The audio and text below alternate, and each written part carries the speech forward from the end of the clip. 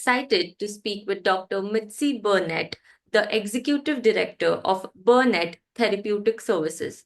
With an extensive leadership experience, Dr. Burnett has been a driving force behind our organization, which specializes in applied behavior analysis and mental health therapy. Serving communities across Napa, Solano, Sonoma, Sacramento, and Fresno counties, Burnett Therapeutic Services is dedicated to transforming lives through empathy and expert care. Dr. Burnett's passion for empowering individuals and families has positioned herself as a compassionate leader in the field of mental health. Join us as we dive into her journey, insights, and the impact her organization continues to make. In today's interview, we are excited to speak with Dr. Mitze Burnett, the Executive Director of Burnett Therapeutic Services. With an extensive leadership experience, Dr. Burnett has been a driving force behind her organization, which specializes in applied behavior analysis and mental health therapy. Serving communities across Napa, Solano, Sonoma, Sacramento, and Fresno counties, Burnett Therapeutic Services is dedicated to transforming lives through empathy and expert care. Dr. Burnett's passion for empowering individuals and families has positioned her as a compassionate leader in the field of mental health. Join us as we dive into her journey, insights, and the impact her organization continues to make. Thank you so much for having me, and thank you for the lovely introduction. It's an honor to be here, and it's an honor to be interviewed. Oh, it's our pleasure. So we'll get started talking a little bit about your journey and your background. So if you could share us a sneak peek into your journey, and also what inspired you to make a career in healthcare, and also what motivated you to start Burnett Therapeutic Services. Absolutely. When I was in college, I did my first internship working as a family worker, and I got to go out into the field and meet families that needed extra support. And it was at that moment that I really fell in love with working with families and supporting them and really figuring out what their needs were, in more of a social worker capacity. And so I got my bachelor's in social work. And then through a few different life changes, I ended up getting my master's in psychology, which was a beautiful blend because I wanted to be a licensed marriage and family therapist. And so it took like the compassionate social work aspect where you do a lot of biopsychosocial work and family support work. And then it blended it with the psychology and the psychoanalysis of what's going on in the brain. And then it just kind of made a really well-rounded degree and overall program for myself. And so then I started working on my licensure to be a licensed marriage and family therapist. After I finished all of my hours, I did that. And fast forward years and years ahead, I said, you know what? I've been working at a lot of other agencies as like a director and really developing my leadership skills, but I really want to get back with working with families. And so I went into private practice, and I started providing marriage and family therapy to individuals as well as to married couples. And I really just loved the work. And I filled up rather quickly. So I brought on another few therapists, and then they filled up. And one of the therapists that came on board, she had a lot of experience working with individuals with disabilities, providing applied behavioral analysis. And I had already become a board certified behavior analyst. And so we put our brains together and we launched the ABA, which is Applied Behavior Analysis Program. And there was such a need there that it just started growing. And we I'll talk about it a little bit later, but about how we do our ABA program. But that's kind of a very high level, quick run over of kind of my background. Oh, that sounds like an exceptional journey right there. So, how do you approach leadership in a field of which is constantly evolving? And also, what do you believe sets you apart as a leader in the healthcare industry?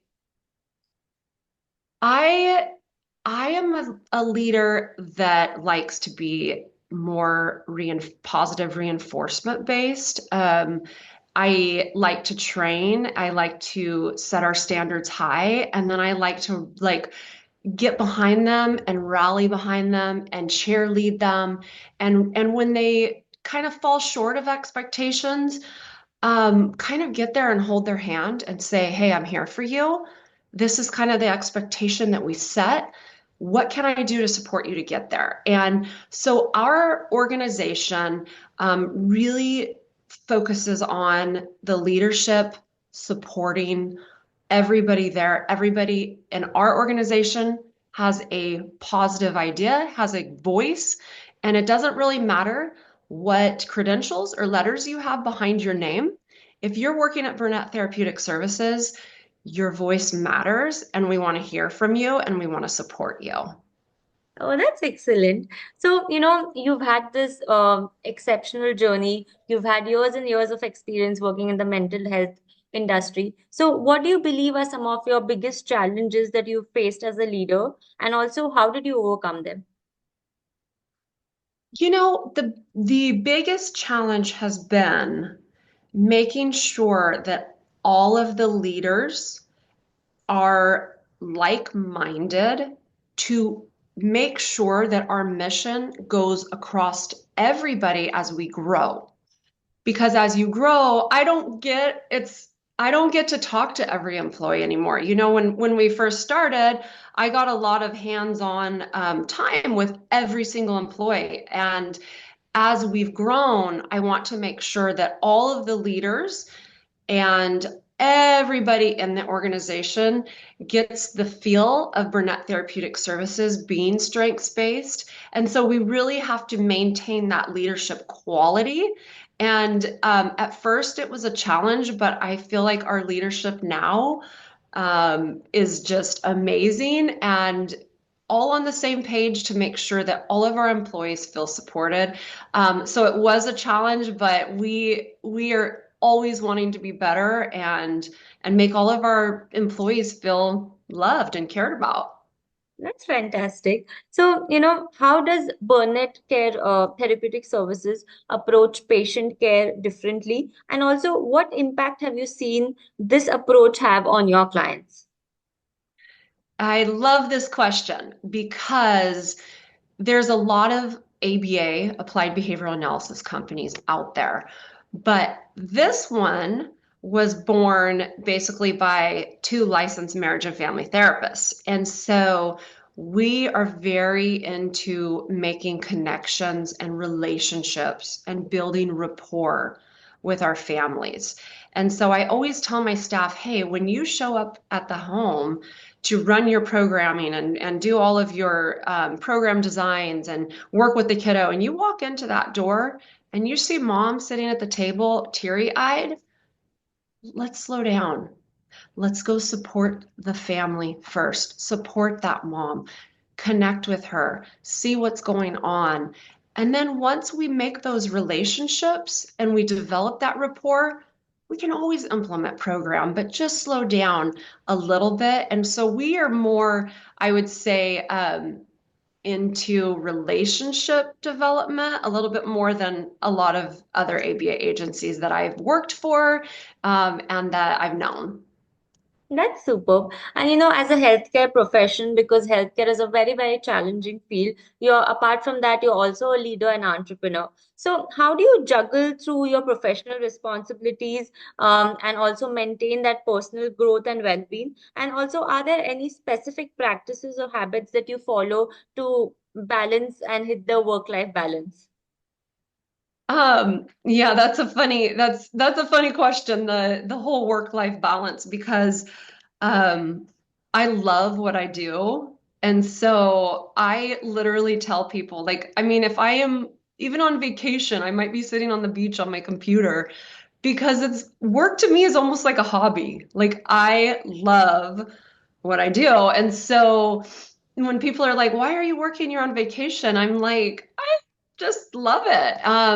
And so for me, I probably don't have the typical work-life balance that most people do, but I think it's just because I'm passionate about what I do. But what keeps me sane is exercising every day, even if it's just doing 20 minutes of cardio. I love working out. I love spending time with my husband. I've got two kiddos, and we get to spend a lot of time together. And so just doing fun stuff, maybe, baking goodies in the kitchen and just spending time as a family. I think those are kind of the little outlets that I have, if there is a work-life balance for me. That sounds like a heartwarming answer right there. And obviously, there is no work-life balance. One needs to strike it and sort of maintain that according to their own personal life. So that's a great answer right there. So, as a leader, what do you think are some of the qualities that are essential to succeed in the healthcare industry today?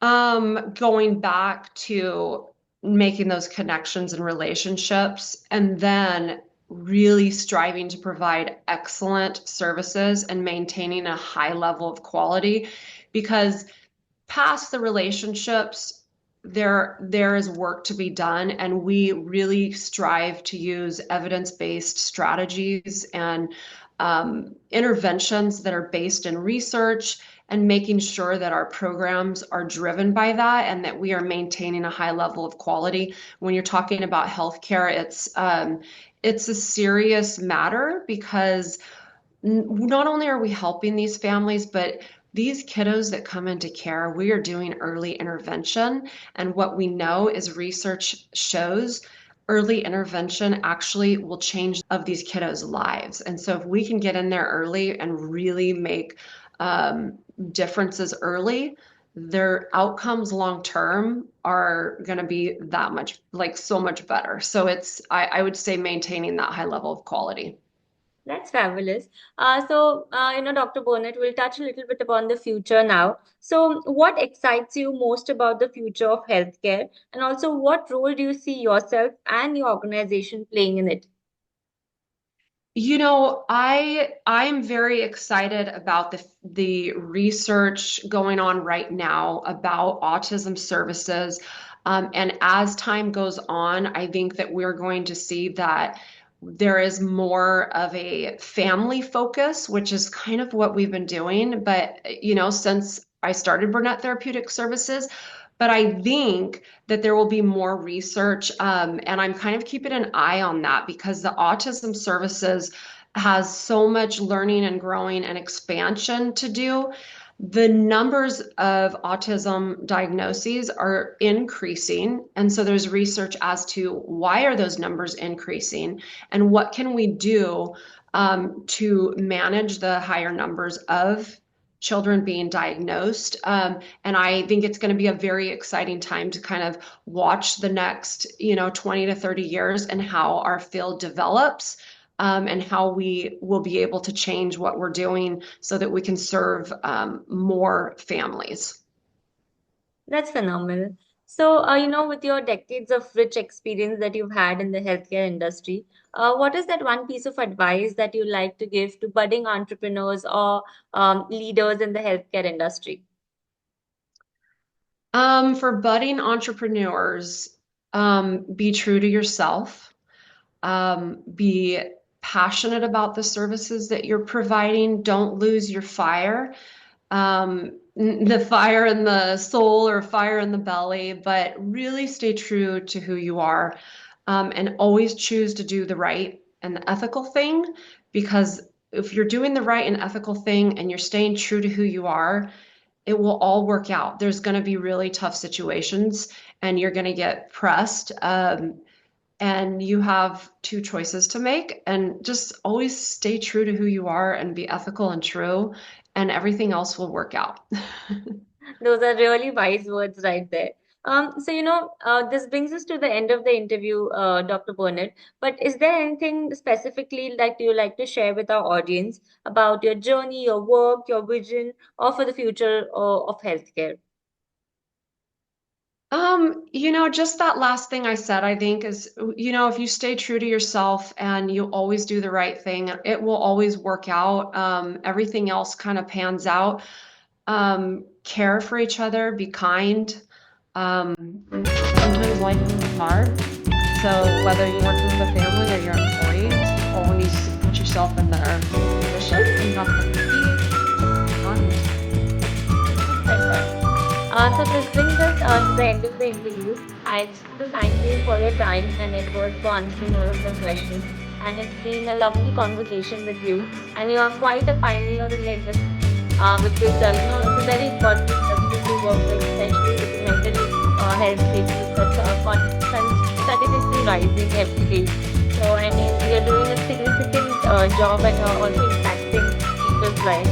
So thank you for taking healthcare, and also thank you for giving us the time to say.